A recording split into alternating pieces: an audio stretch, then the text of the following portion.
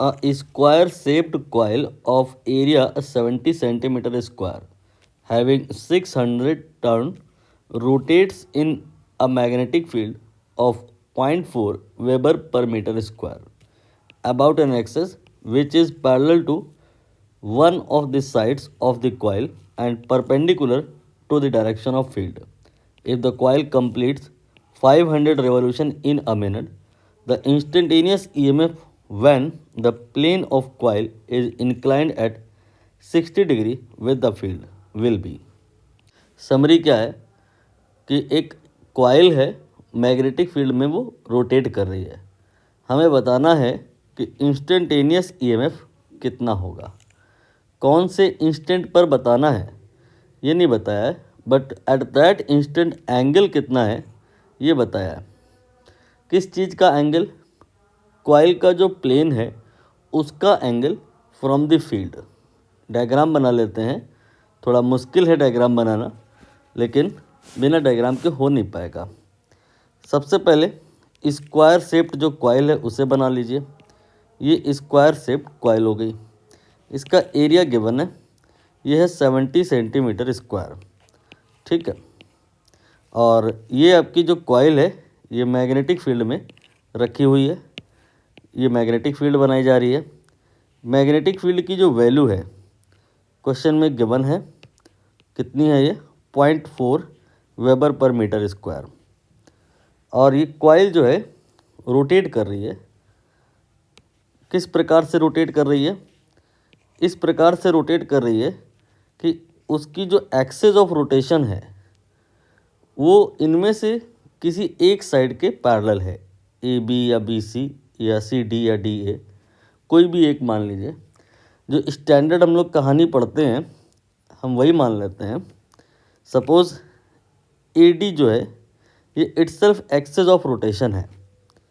और यहाँ पर एक्सिस ऑफ रोटेशन के बारे में और भी कुछ बताया है कि ये जो एक्सिस ऑफ रोटेशन है ये फील्ड के परपेंडिकुलर है। यहाँ लिखा हुआ है, आप चेक कर लीजिए है कि नहीं। यहाँ पर एक्सिस ऑफ रोटेशन ये है और फील्ड ये है। एंगल 90 डिग्री यहाँ पे कहीं पे आपको दिख रहा होगा, ये आपका 90 डिग्री हो गया, ठीक है। तो डायग्राम अभी तक तो सही है। इसको आप ओमेगा स्पीड से रोटेट कर रहे हैं। ओमेगा की वैल्यू गिवन है बट इनडायरेक्टली।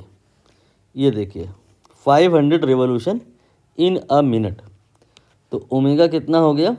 500, यू कैन से RPM। इसे आप कन्वर्ट कर सकते हैं SI सिस्टम में। 500 इंटू 2 पाई, अब ये हो गया रेडियन। और कितने टाइम में? 1 मिनट में। तो कितना सेकंड होता है? 60। तो ये आपका आ गया, 1 0 कैंसिल हो जाएगा, ठीक है। 2 और 6 ये भी कैंसिल हो जाएगा। आई थिंक ये आपका 50 पाई डिवाइड बाई 3 रेडियन पर सेकंड आ जाएगा। ये ओमेगा की थोड़ी मेहनत करके हमने वैल्यू निकाल ली है।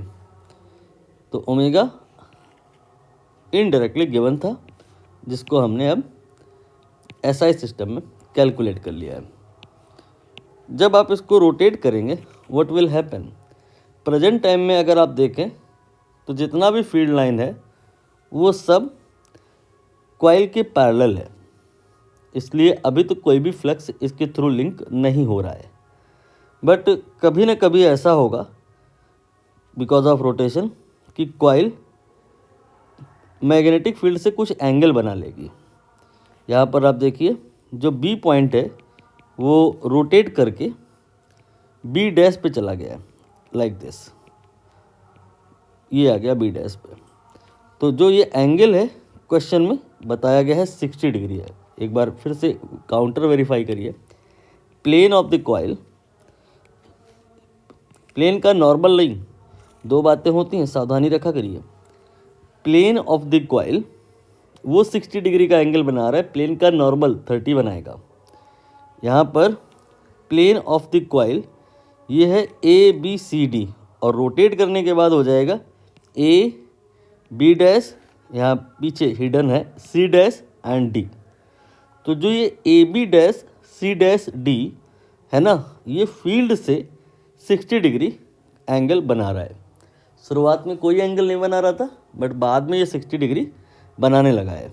कोई पर्टिकुलर टाइम पे, टाइम गिवन नहीं है, जिस टाइम पे इंस्टेंटेनियस ईएमएफ निकालना है उस टाइम पे एंगल गिवन है, वो है 60 डिग्री। क्लियर हुआ? ऐसा नहीं है कि यहाँ पर कॉइल पहुँचेगी तो रुक जाएगी, वो कंटिन्यूसली ऐसे ऐसे रोटेट करती रहेगी। अब फ्लक्स तो यहाँ चेंज हो रहा है। फैराडे कहते हैं कि जो अगर फ्लक्स चेंज हो रहा होगा तो फिर ईएमएफ इंड्यूस होगा। फ्लक्स यहाँ पर इसका मतलब हमें निकालना होगा और उसका हमें यहाँ पे डेरिवेटिव निकालना होगा, D phi by D T. According to the Faraday क्या होता है, वही आपका जो होता है ईएमएफ के बराबर होता है, D phi by D T with a minus equal to induce EMF. तो फाई कितना होगा, इसका फॉर्मूला होता है बी ए कॉस थीटा। लेकिन एक यहाँ पर आपको सावधानी रखनी पड़ेगी, थीटा ये है क्या। जब आप फ्लक्स का फॉर्मूला बी ए कॉस थीटा लिख रहे होते हो, दैट टाइम जो थीटा होता है वो होता है कॉइल के प्लेन का एंगल, नहीं, कॉइल के प्लेन पे एक नॉर्मल बनता है उसका एंगल फ्रॉम द फील्ड। जैसे कि अगर हम इनिशियल कॉन्फ़िगरेशन पे बात करें ए बी सी डी वाली सिचुएशन पे, तो कॉइल के नॉर्मल एक जो वेक्टर बनेगा, it will be of that kind. इसका एंगल अगर आप फील्ड से चेक करो तो वो अभी तो 90 है। आप फॉर्मूले में भी रख के देख लो, अगर आप 90 रखो तो कॉस थीटा है, उसकी वजह से ये जो कॉस 90 होता है 0 होता है और फ्लक्स 0 आ जाएगा। ठीक है, तो यहाँ पे फ्लक्स 0 दिख भी रहा है, फॉर्मूले से आ भी रहा है, जो ये प्रमाणित कर रहा है कि जो कुछ भी हम लिख रहे हैं यहाँ सब कुछ करेक्ट है। अगर in case someone saying angle from plane of the coil and normal, नहीं, plane of the coil and field, तो ये 90 का अंतर आएगा। क्लियर कर पा रहे हैं आप? जैसे अभी हम ए बी सी डी वाली सिचुएशन पे बात करें तो थीटा 90 है लेकिन अल्फ़ा 0 है। ये अल्फ़ा क्या है, अल्फ़ा कॉइल के प्लेन का फ्रॉम द फील्ड ये एंगल है। दो अलग बातें आप समझ पा रहे हैं ना, कॉइल के नॉर्मल का फील्ड से एंगल और कॉइल का फील्ड से एंगल, ये दो अलग बातें हैं। एक यहाँ पर जो 90 है तो दूसरा वो 0 है। 90 का अंतर रहता है बिटवीन टू।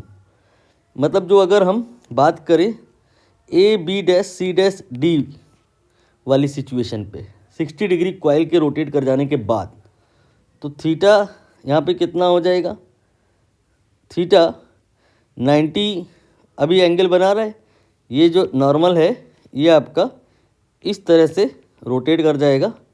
कितना रोटेट कर जाएगा, ये 60 डिग्री रोटेट कर जाएगा।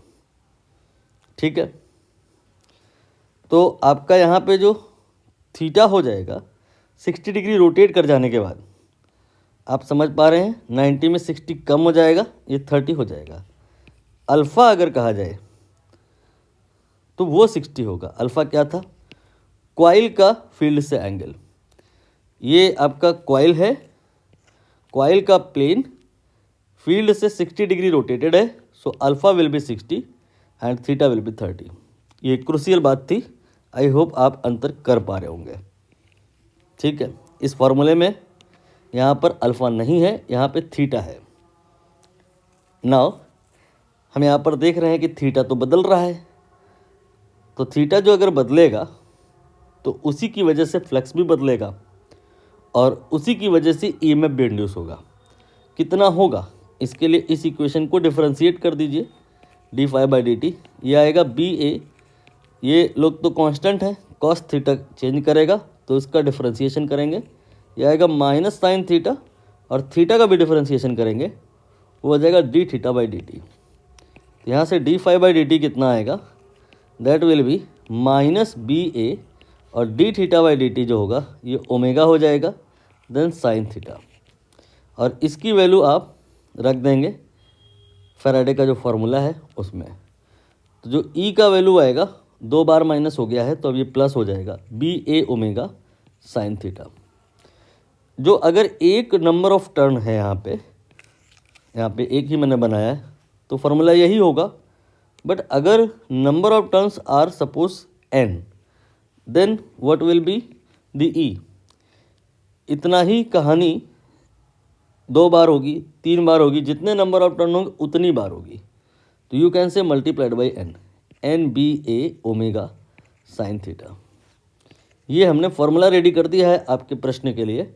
अब यहाँ पर बस वैल्यू रखनी है, जैसे कि n ये 600 है, जैसे कि b ये आपका 0.4 है, और इसके बाद a ये आपका 70 सेंटीमीटर स्क्वायर है, 10⁻⁻⁴ से मल्टीप्लाई किया मैंने, और ओमेगा ये आपने 50π/3 लिखा था, सॉल्व किया था, ये देख लीजिए।